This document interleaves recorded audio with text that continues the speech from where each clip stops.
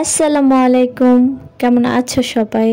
আশা করছি সবাই অনেক বেশি ভালো আছো। তো তোমাদের সকলের দোয়ায় আমি আলহামদুলিল্লাহ অনেক ভালো আছি।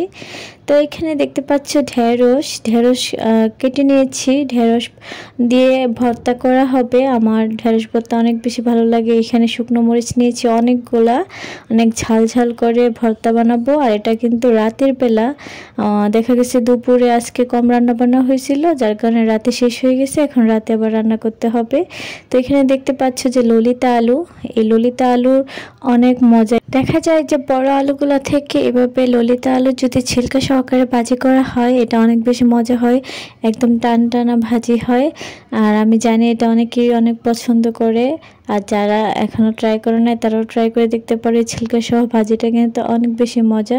তো দেখতে পাচ্ছ করে গ্রেটার আছে, তো গ্রেটারের যে যে কুচি কুচিটা হয় ওইটা আমার ভালো লাগে না, কারণ আমি হাত দিয়ে কেটে কেটে নিচ্ছি। যদিও অনেকটা সময় লাগছে, তারপরও এই জিনিসটা অনেক মজা হয়। তো কাটাকাটির মাঝখানে হঠাৎ করে কারেন্ট চলে গিয়েছিল, তো মোবাইলে ফ্ল্যাশ দিয়ে পরে কাটাকাটি হয়েছে।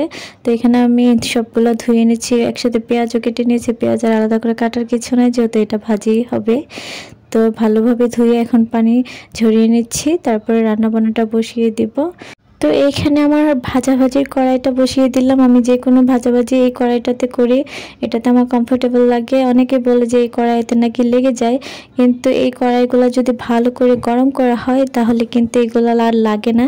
বিশ্বাস না হলে তোমরা ট্রাই করে দেখতে পারো। মাছটা যা আছে সব কিছু অনেক ইজিলি ভাজা যায়, জাস্ট এটা অনেক বেশি গরম করতে হয়। তো আমি দেখে নিলাম যে কড়াইটা কতটুকু গরম হয়েছে।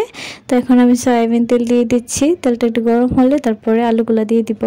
তো আমি এখন আলুগুলা দিয়ে দিচ্ছি, দিয়ে তারপরে একে একে সবগুলা মশলা দিয়ে দিব। আর কি কি মশলা দিতে হয় তোমরা তো জানোই, হলুদ, তারপরে একটু একটু জিরা দিলেই হয়, অনেকে আবার না দিলেও হয়।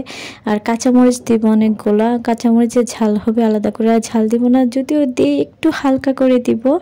আর এই আলু ভাজির সবচেয়ে মজার ট্রিক্স কি জানো? অনেক বেশি তেল দিলে কিন্তু আলু ভাজিটা অনেক মজা হয়। তো এখানে আমি হলুদ দিয়ে দিচ্ছি, তারপরে একটু হালকা মরিচ দিয়েছি। এখন ভালোভাবে নেড়ে চেড়ে, বেশিক্ষণ লাগবে না, যত চিকন চিকন করে কাটছি খুব তাড়াতাড়ি হয়ে যাবে কতক্ষণের মধ্যেই। তো এখন ভালোভাবে মশলাটাকে মিশিয়ে তারপর আমি কাঁচামরিচগুলো দিয়ে দিব। আর কাঁচামরিচগুলো আমি মাঝখানে চিড়ে দেবো, যেহেতু শুধু কাঁচামরিচের ঝালই হবে। দেখতে পাচ্ছ যে ভাজিটা কিন্তু একদমই লাগছে না, আমি খুন্তি দিয়ে একটু নাড়া দিলেই উঠে যাচ্ছে, কড়াইয়ের সাথে লাগছে না তেমন। তো কাঁচামরিচগুলো দিয়ে দিয়েছি।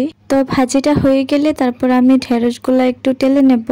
ঢেঁড়সটা টেলে তারপরে হাতে মাখিয়ে ভর্তাটা বানাবো। ঢেঁড়সের ভর্তা তো হাতে মাখিয়ে বানায়, আমি এতদিন জানতাম, কিন্তু ওই দিন দেখলাম যে আমার ভাগ্নি ও হাত দিয়ে না কষলিয়ে তারপর সে শিলপাটাতে বানাইছে ভর্তাটা। এত মজা হয়েছে, প্রথমে আমি ভাবছিলাম যে হয়তো মজা লাগবে না, কিন্তু অনেক বেশি মজা হয়েছে। আমি এটা ওরই প্রথম দেখছি যে বেটে ঢেঁড়সের ভর্তা বানাই।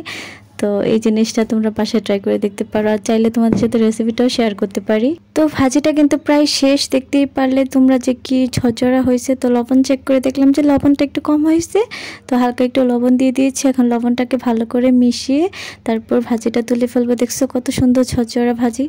তো আমি এখানে ভর্তার জন্য মরিচগুলো টেলে নিচ্ছি। তো বেশিরভাগ দেখা যায় আমাদের বাসায় আমি তেল দিয়ে এরকম মরিচ ভেজে তারপরে কৌটাতে রেখে দিই। তো আজকে আর সেইটা নাই, যার কারণে একটু টেলে নিচ্ছি, তেল দিব না জাস্ট। এখন হচ্ছে ঢেঁড়সগুলো টেলে নেব। আর ঢেঁড়সগুলো আমি একটু কুচি কুচি করে কাটছি, যেহেতু এখনকার ঢেঁড়স অনেক শক্ত থাকে, যার কারণে একটু কুচি কুচি করে কাটছি। তো এখন ঢেঁড়সগুলো টেলে নেব। আর এখানে দেখতে পাচ্ছ যে একটু গরুর মাংস আছে দুপুরের, সেটাও গরম করে নিব। তো ঢেঁড়সগুলো টালা শেষ হয়ে গেলে তারপর আমি ভর্তাটা বানিয়ে নেব। এই যে প্রায় হয়ে গিয়েছে। তো এখন আমি সবগুলো একসাথে নিয়ে তারপর ভর্তাটা বানাবো। এখানে দেখতে পাচ্ছ যে পেঁয়াজ অনেক কুচি কুচি করে কেটেছি, কেটে তারপরে মরিচগুলো দিয়ে দিচ্ছি। এই মরিচগুলো এত ঝাল, অনেক ঝাল ঝাল করে ভর্তাটা বানানো হবে। তো ভালো করে মরিচটা আর পেঁয়াজটাকে একটু কষলিয়ে নেই। তো এখন উপর থেকে টালা ঢেঁড়সগুলো দিয়ে দিব, দিয়ে তারপর সবগুলোকে একসাথে ভালো করে মিশিয়ে নেব আর কি, কচলিয়ে নেব। তারপরে একটু সরিষার তেল দেবো। লবণ কিন্তু আমি এখনও দিই নাই, লবণটা শেষে চেক করে দেওয়া হবে, কেননা আগে দিয়ে ফেলে দেখা যায় অনেক সময় যে অনেক লবণ বেশি হয়ে যায়, যার কারণে লবণটা পরে দিব। তো এখন আমি তেল একটু দিয়ে নিয়েছি, তারপর আবার তেল দিব হালকা করে। তো ভর্তা দেখে আমার আর সইছে না, তো লোভ লেগে গেছে। তো এখন আমি খাওয়া নিয়ে বসে গেছি, একদম গরম গরম ভাত ভাত ভাজি তারপর হচ্ছে ঢেঁড়স ভর্তা, মানে এই কম্বিনেশনটা অনেক বেশি মজা। যাই হোক, তোমরা সবাই অনেক ভালো থেকো, সুস্থ থেকো, দেখা হবে অন্য ব্লগে। আল্লাহ হাফেজ।